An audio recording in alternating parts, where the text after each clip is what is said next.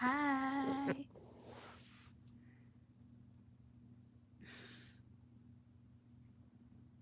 How's everyone doing?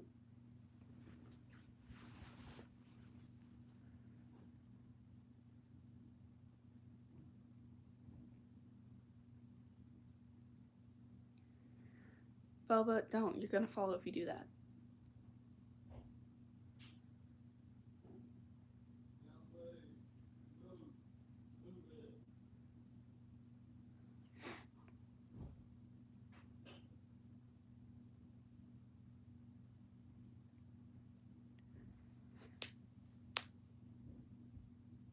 Am I doing this on Friday night? I'm gonna do this until we're finished with the book.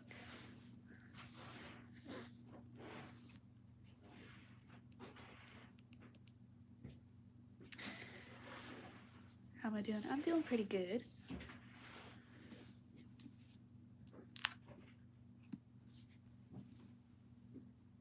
My head hurts a little bit, but that's okay.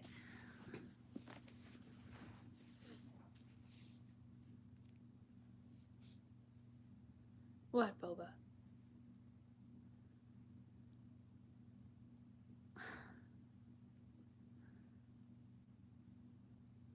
Don't even think about it. Jesus. I hope everyone's keeping warm. My brain lagged. Am I excited for 2026? Not necessarily. Oh, hang on.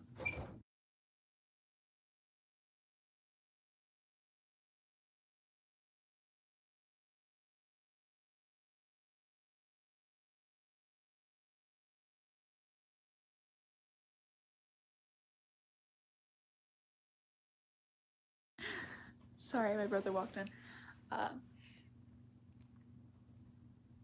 Hi, welcome in. But I'm not really excited for 2026 because I have no idea what the fuck is gonna happen. For all I know, another pandemic could happen, and I don't want to go through that shit again. I am kind of glad that everyone has like their own personal bubble now. How am I? I'm good. How are you?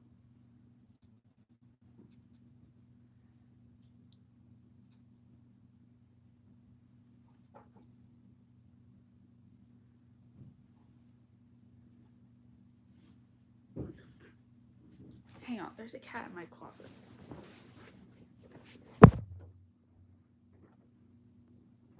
Oh, wait a moment.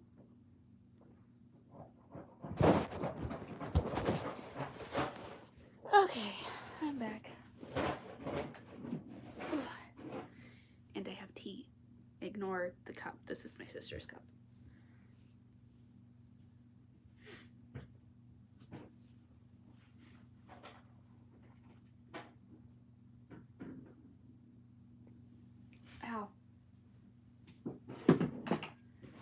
may have heated that up too much. That burned.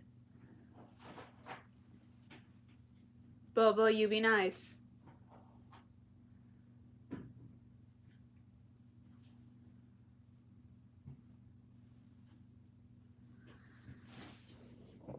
Anywho.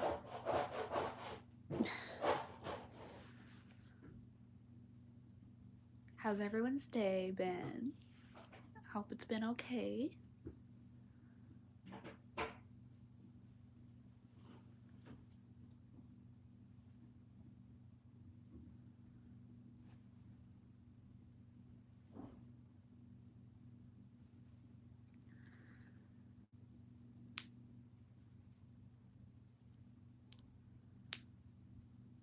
Hi, sofa baby.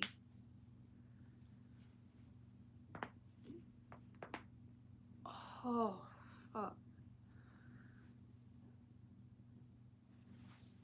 Who the fuck? Dude.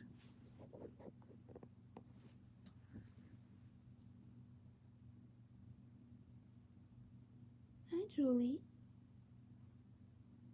Come here, baby kitty. I don't see you much. Come here. You always hide. Come here. No? Okay.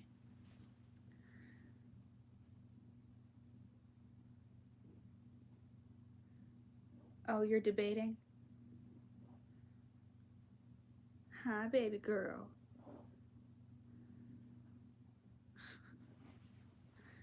Hi, honey. Can't boop? Bip.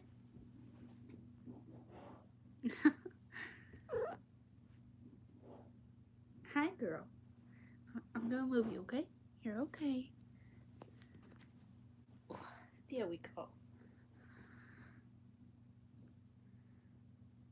Who's my favorite character that I have?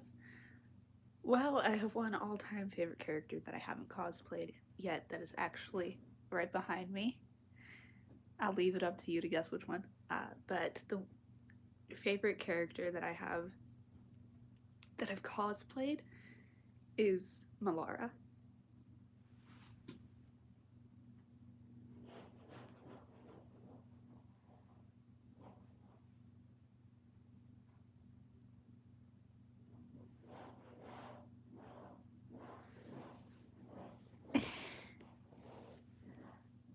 Thank you for asking. I love talking about my characters. As I've said before, they are my hyperfixation. Hello. Hi, sweet girl.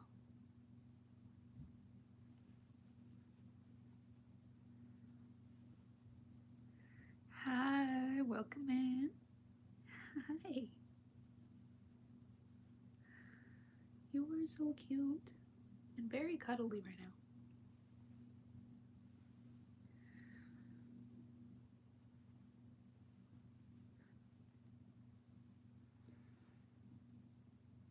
Are you purring? I can't. Oh, she's purring. Sweet girl. Oh, that's awesome. I'm so glad you like my stories and my characters.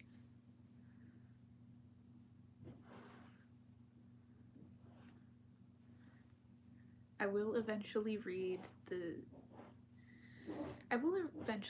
all the books that my characters are from. But the main one that my channel is mainly focused on is Crown's Throne. Sofa, stop it. And I will eventually read that.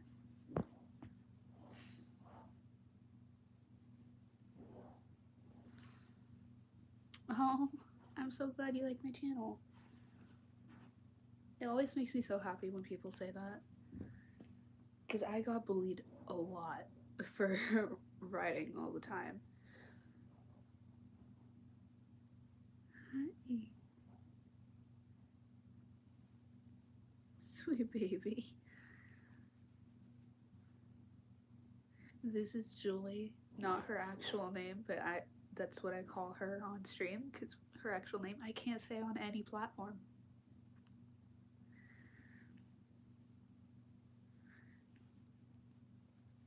And my brother didn't name her that. They got her with that name.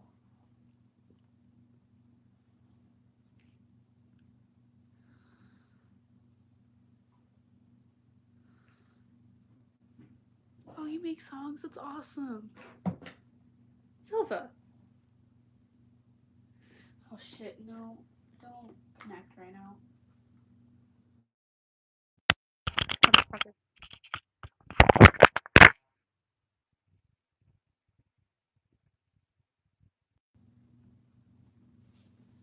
Okay.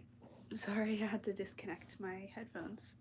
Because Sofa bumped them, and they are extremely sensitive inside their case. They turn on with the slightest touch. It's annoying.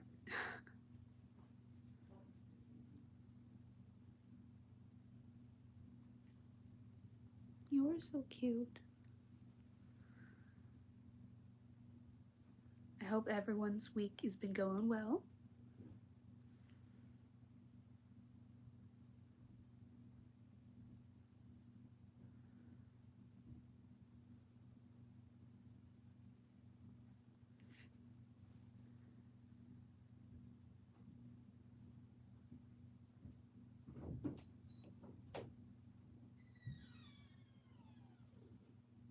Hi.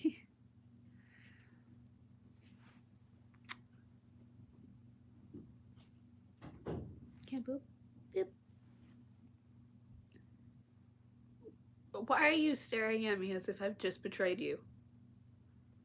You don't let me pet you. You can't look at me like that. And now she's pouting.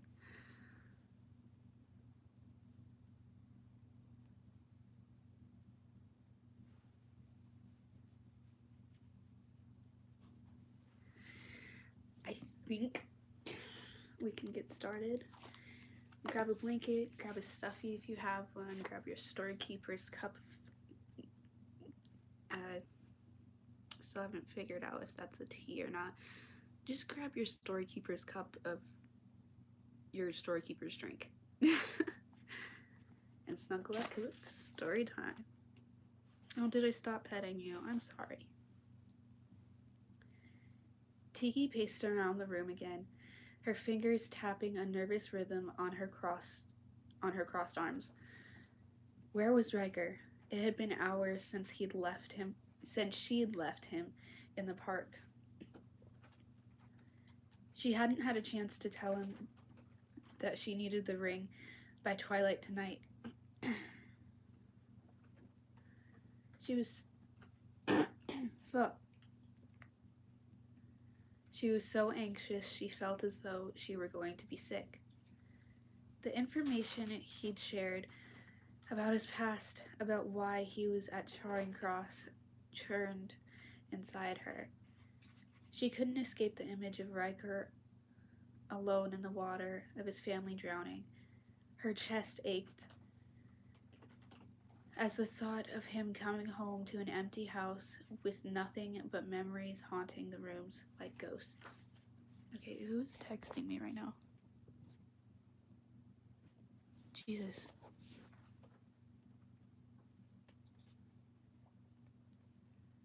When her parents had died, she'd had no choice but to move, to go to her aunt and uncle's. Then she'd been forced to run from there. Her day-to-day world had been filled with survival. Fuck. Which had blunted the pain of her loss over her family, but Riker, he'd gone back to the same life, the same home, one that would never, could never, be the same again.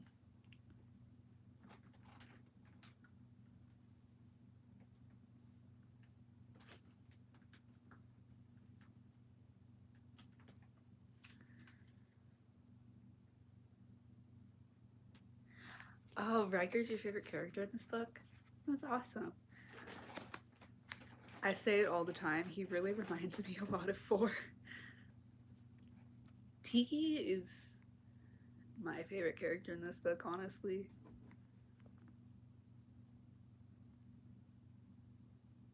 But thank you so much for telling me that. I love hearing what you guys think of the book, your theories, your thoughts, and just overall your uh just your opinions on the book and your favorite characters.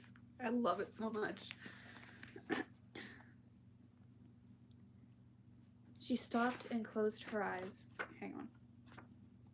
She stopped and closed her eyes, imagining Riker's. I forgot this happened. Lips on hers, the hunger she'd felt had been real, completely pulling her into him.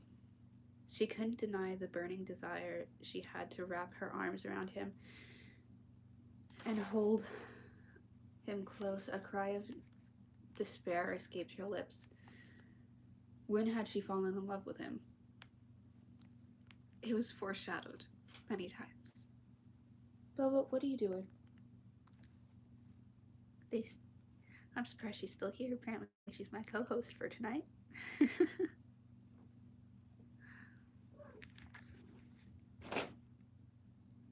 Bubba!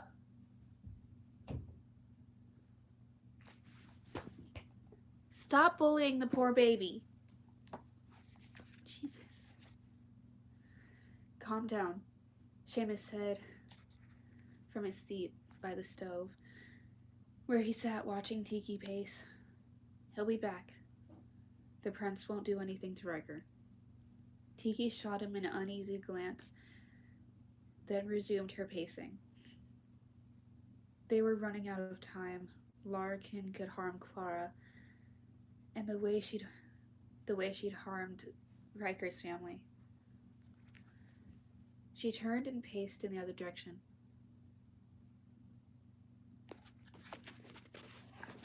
I'll be right back.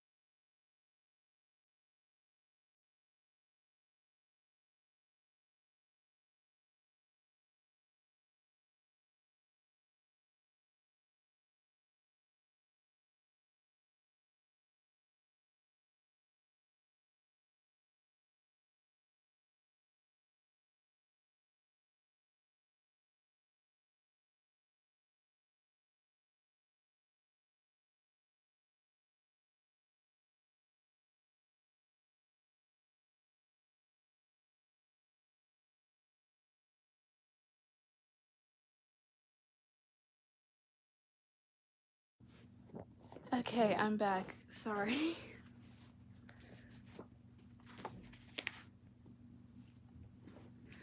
I love it when the cats join me during live streams because they just sit there.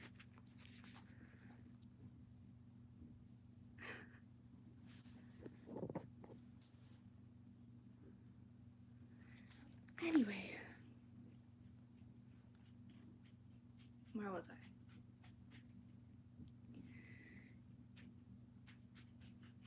She needed the ring now. She would have to trust Riker. Tiki hurried over to the peephole and peered out into the station for any sign of him. Where was he? The snow continued to fall as the day dragged by. Tiki was afraid to heed into the station. I read that wrong, but I'm not going to reread it, but it's fine. For fear she'd miss Riker. She worked with Toots on learning his letters for a while. But as the afternoon wore on, both Toots and Fiona begged her to leave. Sorry, I don't know why the dog just barked. You're a bit cranky, Fiona complained by her corner, where she had retired and was curled up, looking at the pictures in the book. Tiki had brought her from Mr. Potts' shop. Go pick some pockets. That'll give you something to do besides space. Tea break. Hold on. It's had time to cool down, I hope.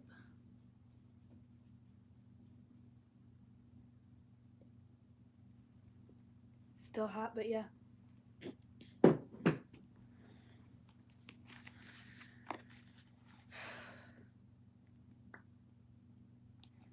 Their conversation wasn't.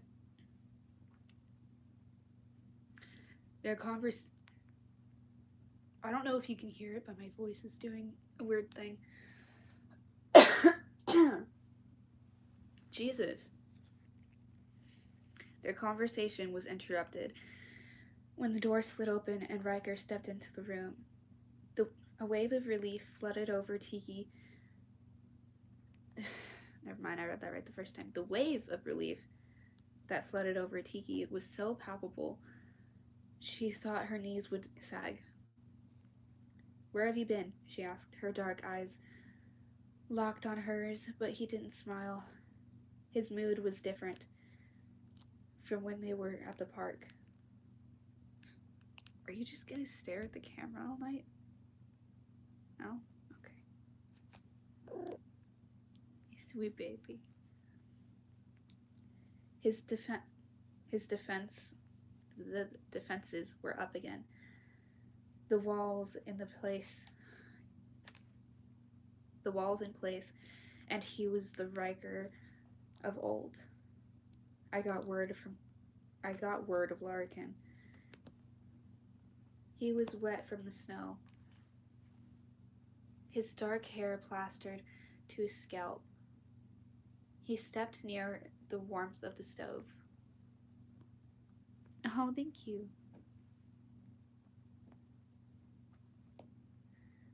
She never does this, so I'm actually kind of happy about this. She's a very antisocial cat, as most gray cats are. Okay. Well, this is our co-host for the rest of the night. And? Tiki asked. She hurried toward him, wringing her hands anxiously. Seamus sat up straighter. What did you hear? Fiona put her picture book down and stared hopefully across the room. She'd been keeping Clara in a house up in the West End, in the Mayfair area. The owner comes and goes for business. He's gone for weeks at a time, and apparently she showed up and claimed to be kin.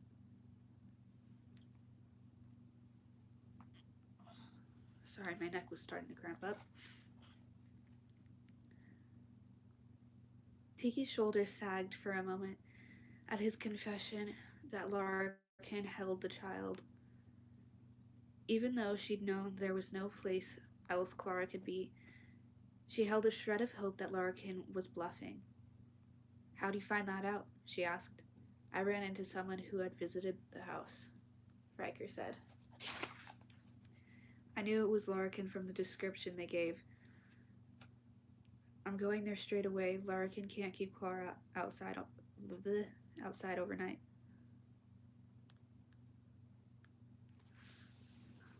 I can't read that. Hold on. Hi, and I don't know what you're asking in that second comment.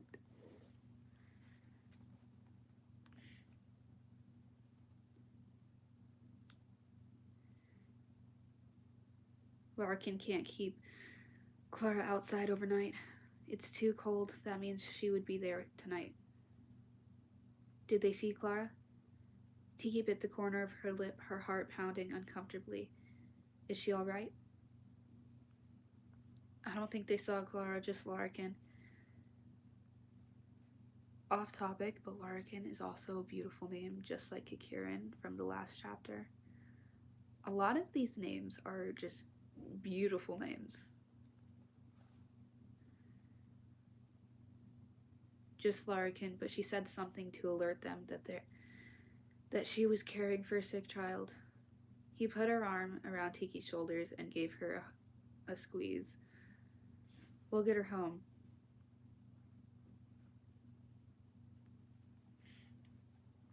For a second, Tiki wanted to give in and lean against his strength. Instead, she clutched at... What?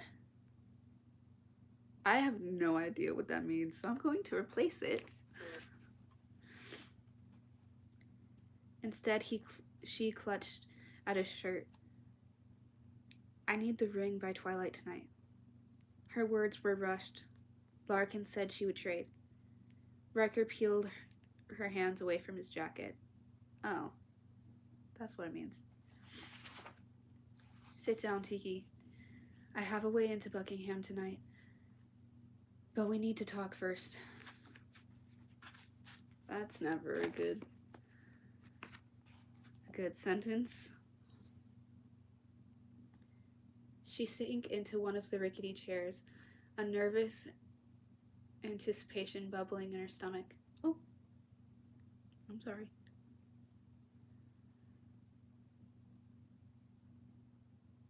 How the fuck did I lose my place? Oh. How are you getting into the palace? She asked. Leo's having a card game. I'm invited. You've been invited to Buckingham Palace? Seamus asked in disbelief. Tiki and Riker both looked at him as if they'd forgotten he was in the room. I'll explain it later, Seamus, Tiki said. She turned back to Riker. Go on. Actually, I think it's more accurate to say I've been commanded to be there.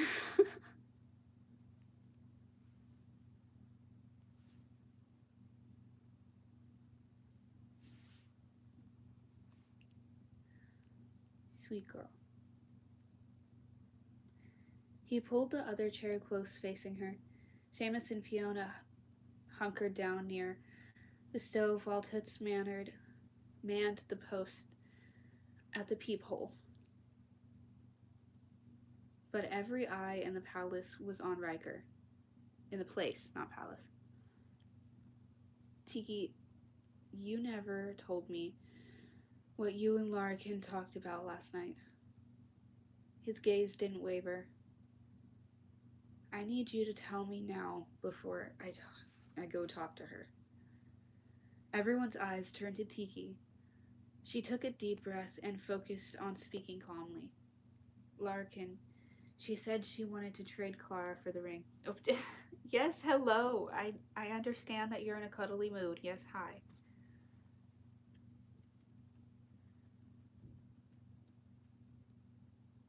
Just like you said she would.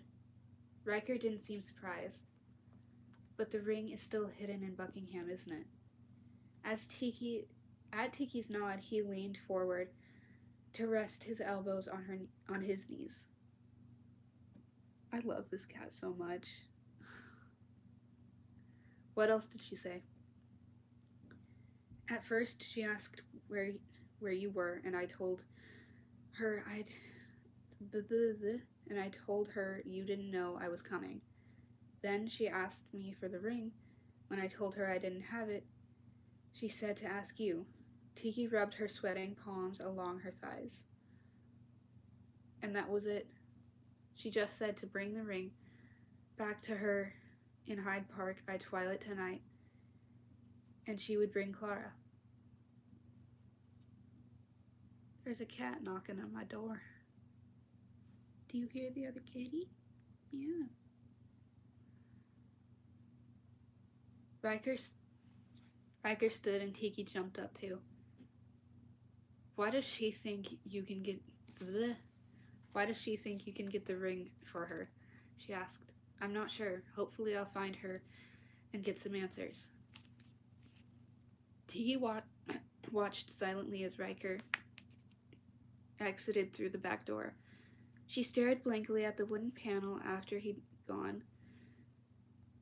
How was she possibly going to sit and wait for him to come back with news? With a start, she realized she couldn't wait. She needed to go with him. She could help Riker negotiate with Larkin, and maybe there was a chance they could find Clara. The little girl might need her. She grabbed her coat and ran for the back door. I'll be back, she said over her shoulder.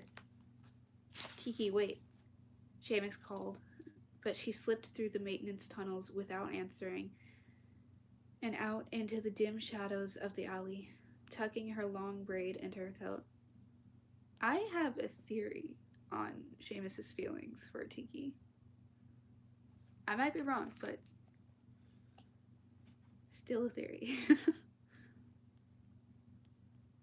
She ran through the alley, dodging the garbage and debris piled up alongside the buildings. She reached the entrance to the alley and scanned the street. There, Riker's broad shoulders were visible heading toward the intersection. Oh. Tiki cast a quick glance around then. Yeah, I read that right. Then set off after him.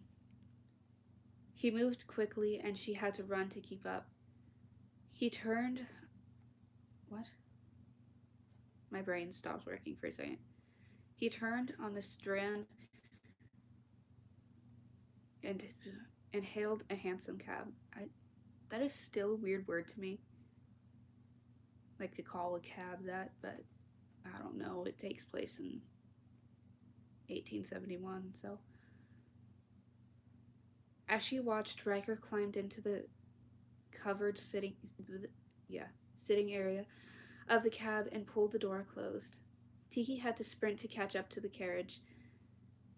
Pure adrenaline fueled her leaping onto the boot. She tucked herself tight against the back of the cab and prayed that she would remain unseen. Sorry for the barking. The neighbors' dogs are starting to bark. The cab went past Trafalgar Square and the 4 great black statues of Nelson's lions had cut over the Haymarket. They wound around Piccadilly. I have no idea how to say that, so I hope I didn't butcher it. Circus over and over to Bond Street. As they headed west, the houses and gardens became bigger and more lavish. The rich area. When they turned onto Grosvenor Square, Tiki stared at the beautiful building in amazement. So this was Mayfair, where London's wealthiest lived. It was like being in a different world. This is a strange I don't know why I'm comparing it to this right now, because it's not the same at all. But this rich area compared to Bridgington's rich area is strange, because their mansions and estates are like clumped together. They're still big, but they're still like clumped together. So it's strange that there's space in this book. The cab pulled to a stop in front of a row of... What? Immaculate townhouses. Their black porches, a crisp accent to the white brick. Tiki stayed perfectly still as Riker exited the cab. She debated when to reveal herself, suddenly unsure if her plan to help would please or anger him. She could hear him talking to the driver as he paid the fare. "Get up," the driver cried as he slammed the reins and urged the horses on their way. As the carriage rolled down the street, Tiki watched Riker climb the steps to number 6. She rose to a crouch and waited until she had rounded the corner of the square before she timed her jump from the moving cab. Tiki hurried back past the lush garden that filled the square and worked her way down until she stood in the shadows of the trees across from number 6. By the time she got back down the street, the front door was closed, and there was no sign of Riker. Tiki paced back and forth between the trees, plotting how to get in. Finally, she threw caution to the wind She had to do something. She ran across the street and up the steps. With a shaking hand, she lifted the brass door knocker, letting it fall hard twice, the metal ringing against the stop. Tiki took several deep breaths, trying to calm her nerves. It was only a few moments before the door swung open. A tall, robust man, dressed in a black and white apparel of a butler, peered down his rather large nose at her. Bye. Have a good night.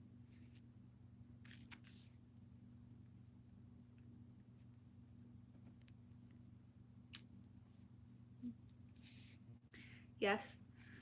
She had to think fast. She doubted the man would let someone off the street dressed as she was into his master's affluent home. Good afternoon, sir, Tiki said. I got a delivery for Mr. Arthur Emerson. Is this the right address? His eyes narrowed as he examined her empty hands. What sort of delivery? Oh, Tiki clapped her hands together. I don't have it with me at the moment. See, I'm with, Binder Bakery. What? Binder's Bakery. They haven't been mentioned in a while. Ugh.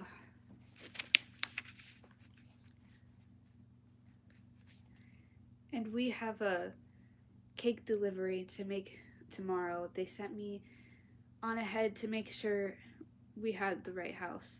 She smiled up at him. Don't want the cake to be late for the party. Tiki tried to peer around the man's sizable... Yeah, I'm not saying that. Sizable stature to see inside the house. If she spotted Clara or Riker, she was going to force her way in somehow. Yes, well, how very unfortunate that you checked. Fortunate that you checked. The butler said in a dry tone, for you do indeed have the wrong address. This is the Richenpold residence. Good day. What? For new people to this series, Riker said the book said that Riker has the name Richenpold. So the butler started to swing the door closed, and Tiki threw her hand out to stop him. The Richenpold residence. She echoed. You mean William Richenpold? Yes, exactly. William Becker Richenpold. Her eyes raked over her. I assume you don't have a cake for him? Oh, damn, this is a longer chapter. Tiki swayed on her feet for a second, but the butler seemed very far away. Then she rushed back into focus. No. You're making my allergies act up, girl.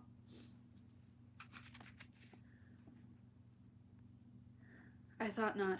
Should you locate Mrs. Emerson, you might note that she will most probably want her cake delivered to the back door. Good day. Then he shut the door. As soundlessly as he had opened it, Tiki reached out to grip the black iron railing to steady herself. This was Riker's house. He lived here in Mayfair, one of the poshest parts of town. Someone keeps texting me, and I don't want to check right now. Okay, where was I? She pushed herself away from the door and stared down at the blank windows, hiding the secrets within. This was where Larkin was keeping Clara.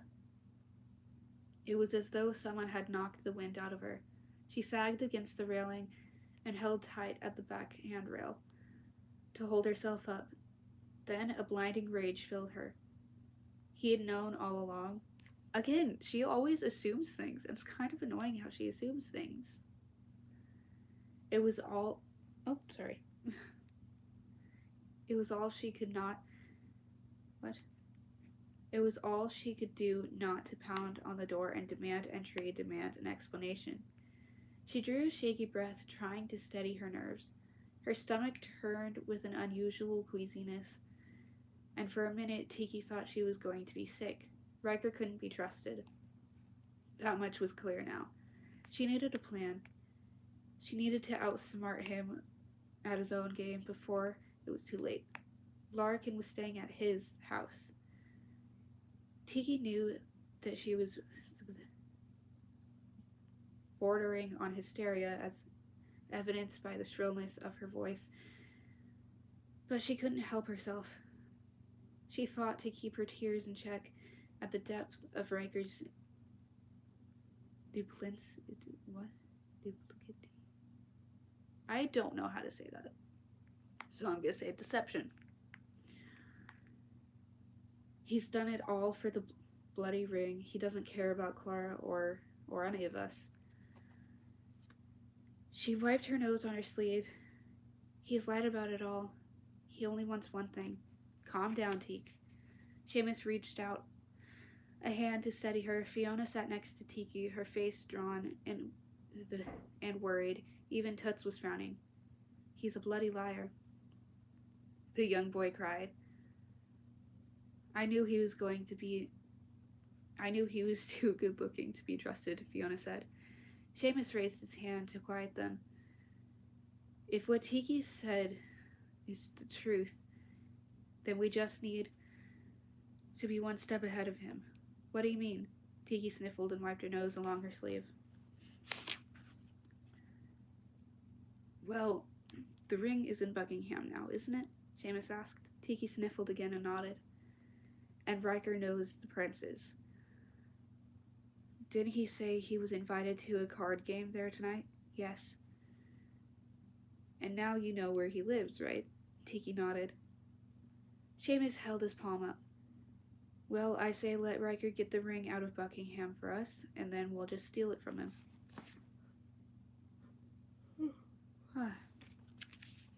Sorry, my brain is slowly slowing down. Tiki turned the idea over in her mind. Riker had access to the palace. He was really their only hope on getting the ring back from the royals. Then, once it was out of the palace, she could steal the ring from him. It might work, Tiki said, but Larkin told me to be back to Hyde Park by twilight tonight. Riker probably won't even go to the palace until this evening. So this chance we'll get to steal it will be after he plays cards and goes home. What if she doesn't wait? Seamus's voice was steady and sure. Trust me, Tiki. If Larkin has been after the ring all these years, she'll wait for one more day. Trading Clara is her best chance to ever seeing the Queen's ring. I think one more day will be all right. What we need to focus on is getting the ring from Riker. And that, my gorgeous raindrops, is the end of chapter 32. I will be back with chapter 33 tomorrow. I don't know if we'll have this co-host again tonight. Tomorrow. She decided to be very, very, very cuddly tonight. Once again, I would love to hear your theories and thoughts on the book overall and what you think about the characters. Just anything that comes to mind about the book. I'm always in those comments. I love hearing your thoughts on the book. But until then, I will be back tomorrow with chapter 33. Good morning, good afternoon, good night, my beautiful raindrops. Stay spooky, stay weird, stay dreaming.